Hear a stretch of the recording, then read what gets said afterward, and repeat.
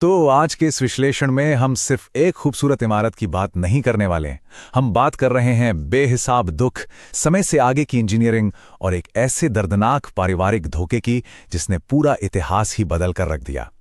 ताजमहल, ये नाम पूरी दुनिया जानती है, लेकिन इस सफेद संगमरमर के पीछे छिपे काले राज और इसकी असली कहानी शायद ही कोई इतनी गहराई से जानता हो। तो चलिए बिल्कुल बुनियादी बातों से शुरुआत करते हैं।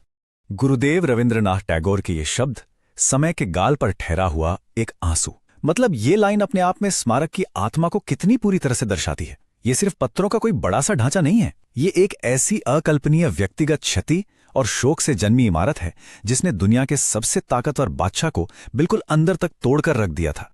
अब इस दर्द की शुरुआत आखिर हुई कहां से, इसे समझने के लिए हमें थोड़ा पीछे 1607 के आगरा के मीना बाजार चलना होगा।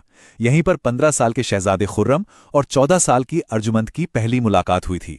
सियासत और ज्योतिष के चक्कर में 5 साल का लंबा इंतजार करना पड़ा और आखिरकार 1612 में उनकी शादी हो गई। अर्जुमंद, जिन्हें बाद में मुमताज महल के नाम से जाना गया, वो हर खतरनाक सफर और हर जंग में शाहजहां के साथ किसी साये की तरह रहीं। लेकिन 1631 में बुरहानपुर में एक बेहद दुखद घटना घटी। अपने 14वें बच्चे को जन्म देते वक्त लगभग 30 घंटे की लंबी प्रसव पीड़ा और बहुत ज्यादा खून बह जाने की वजह से मुमताज ने इस दुनिया को अलविदा कह दिया। मुमताज की मौत ने शाहजहां को पूरी तरह हिला कर रख दिया था। इतिहास के पन्नों को पलटें तो पता चलता है कि उन्होंने खुद को 8 दिनों तक एक कमरे में बंद कर लिया था, और जब वो बाहर आए ना, उनके काले बाल पूरी तरह से सफेद हो चुके थे। उन्होंने मरती हुई मुमताज से 2 आखिरी वादे किए थे। पहला, वो दोबारा कभी शादी नहीं करेंगे ताकि आगे चलकर उत्तराधिकार की कोई जंग ना हो, और दूसरा, वो एक ऐसा मकबरा बनाएंगे जैसा इस दुनिया ने पहले कभी ना देखा हो। उनका पूरा बचा हुआ जीवन बस इन्हीं वादों को निभाने में निकल गया। अब यहाँ एक बड़ा सवाल दिमाग में आता है कि इतने विशाल प्रोजेक्ट के लिए आखिर पैसा आया कहाँ से। तो स्क्रीन पर यह 25% का आंकड़ा देखिए। उस वक्त मुगल साम्राज्य पूरी दुनिया की कुल जीडीपी का लगभग 25% हिस्सा कंट्रोल करता था। इसका सीधा सा मतलब यह है कि शाहजहां के पास इस ड्रीम प्रोजेक्ट को पूरा करने के लिए एक तरह से अनलिमिटेड बजट था। संसाधनों या खजाने की कोई कमी नहीं थी। और ये चीज बहुत ही शानदार तरीके से दिखाती है कि कैसे उस दौर के मुगल इंजीनियर्स ने लगभग असंभव चुनौतियों को पार किया। सबसे पहले यमुना किनारे की जमीन हासिल करने के लिए राजा जयसिंह को 4 बड़ी हवेलियां दे दी गईं। फिर नदी के किनारे की उस दलदली जमीन में लाखों टन भारी इमारत खड़ी करनी थी। इसके लिए आम नींव के बजाय कुएं खोदकर एक बहुत ही स्पेशल नींव बनाई गई। और सबसे दिलचस्प तो तीसरा चरण था, विशाल ईंटों की मचान। बांस इतना वजन नहीं सह सकते थे, इसलिए ईंटों की मचान बनाई गई। और जब इस मचान को हटाने में सालों लगने की बात आई ना, तो शाहजहां ने एक मास्टर स्ट्रोक खेला। उन्होंने ऐलान किया कि जो भी मचान की ईंटें ले जाएगा वो उसी की होंगी। और यकीन मानिए, रातों रात मुफ्त ईंटों के लालच में लोगों ने वो पूरी मचान साफ कर दी। अब जरा इस निर्माण के पीछे के विशाल लॉजिस्टिक्स पर ध्यान देते हैं। ये जो 1000 का आंकड़ा है, ये सिर्फ एक नंबर नहीं है।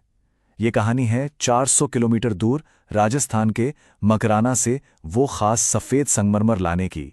एक ऐसा पत्थर जो कभी पीला नहीं पड़ता। सोचिए, उस वक्त ना तो ट्रक्स थे और ना ही ट्रेन। इस भारी काम के लिए 1000 हाथियों की एक पूरी फौज तैयार की गई थी। चौड़े पहियों वाली स्पेशल बैलगाड़ियां डिजाइन की गईं और भारी पत्थरों को गुंबद की आसमान छूती ऊंचाई तक पहुंचाने के लिए 15 किलोमीटर लंबा मिट्टी का एक रैंप तैयार किया गया था। यह सच में हैरान कर देने वाला है। ताजमहल की खूबसूरती सिर्फ इसके सफेद संगमरमर तक ही सीमित नहीं है। इसमें 28 अलग अलग तरह के कीमती पत्थर जड़े गए हैं।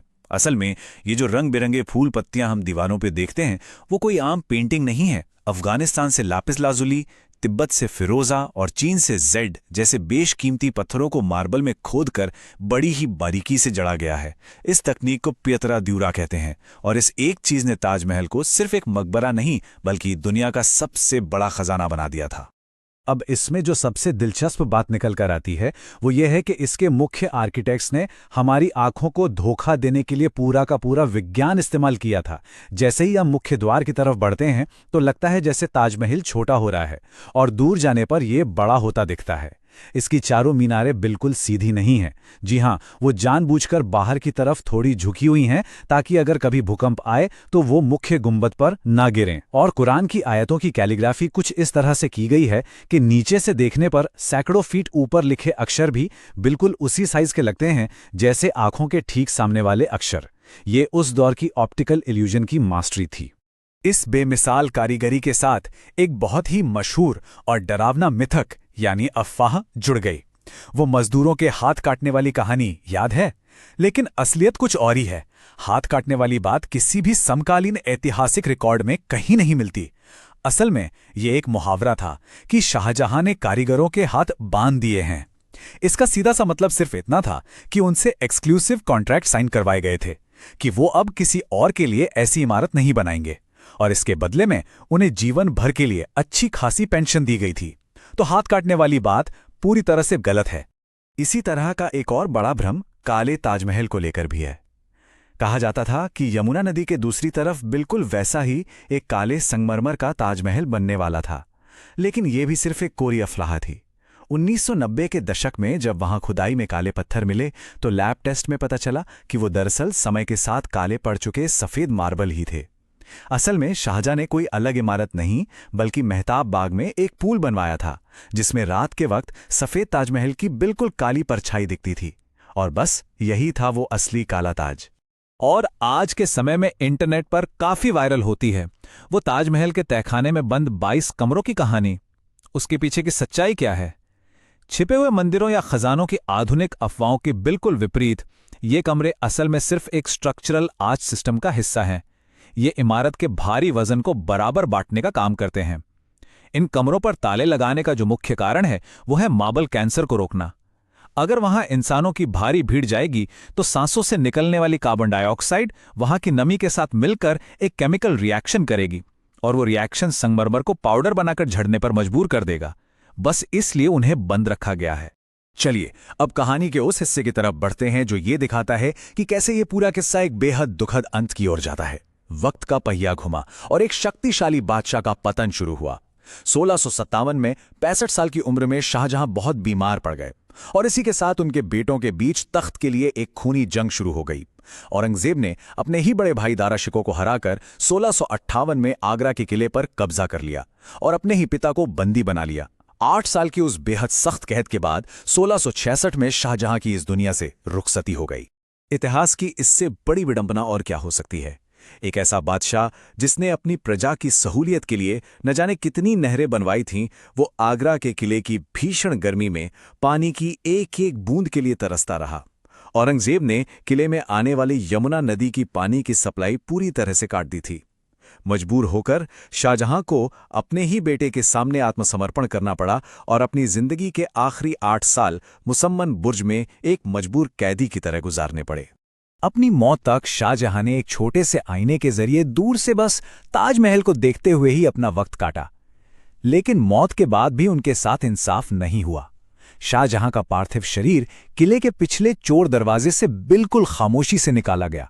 औरंगजेब ने उनके लिए कोई अलग मकबरा बनाकर पैसा खर्च करने से साफ मना कर दिया और शाहजहां को मुमताज के ठीक बगल में दफना दिया। ध्यान दीजिएगा, मुमताज की कब्र एकदम बीचों बीच है और शाहजहां की किनारे पर। औरंगजेब के इस एक फैसले ने उस इमारत की परफेक्ट सिमेट्री को हमेशा के लिए बिगाड़ दिया, जिसे शाहजहां ने खुद इतनी बारीकी और नाप तौल के बनवाया था। और अगर हम आज की बात करें तो ये 400 साल पुराना स्मारक एक बिल्कुल ही अलग तरह की लड़ाई लड़ रहा है। मृत प्राय हो चुकी और बेहद प्रदूषित यमुना नदी आज ताजमहल की सबसे बड़ी दुश्मन बन गई है। इस गंदे पानी में पनपने वाले गोल्डी चिरोनमस नाम के कीड़े उड़कर सफेद दीवारों पर बैठते हैं और वहां हरे पीले रंग के दाग छोड़ रहे हैं। अब इस आधुनिक समस्या से निपटने के लिए हमारी आज की आर्कियोलॉजिकल टीम उसी पारंपरिक तरीके का इस्तेमाल कर रही है जो आमतौर पर चेहरे की देखभाल के लिए किया जाता है। जी हाँ, मुल्तानी मिट्टी का लेप। ये क्ले मास्क मार्बल के छिद्रों से गंदगी को पूरी तरह सोख लेता है और उसे फिर से पहले की तरह चमका देता है। 7वीं सदी के उस शाही भव्यता और उस टूटे हुए दिल के दर्द से लेकर आज के इस प्रदूषण और संरक्षण के संघर्ष तक इस इमारत ने वाकई एक लंबा सफर तय किया है। अंत में एक बहुत ही गहरा सवाल हमारे सामने आता है, क्या समय के गाल पर ठहरा हुआ ये 400 साल पुराना आंसू अपनी इन आधुनिक लड़ाइयों में आगे टिक पाएगा? आज के इस विश्लेषण में हमने जो भी इतिहास, विज्ञान और कड़वे सच देखे हैं वो ये साफ साबित करते हैं कि ताजमहल सिर्फ और सिर्फ पत्थरों का ढांचा नहीं है। ये इंसान की अमर होने की चाह का सबसे बड़ा सबूत है और इसे बचाए रखना अब पूरी तरह से हमारे हाथों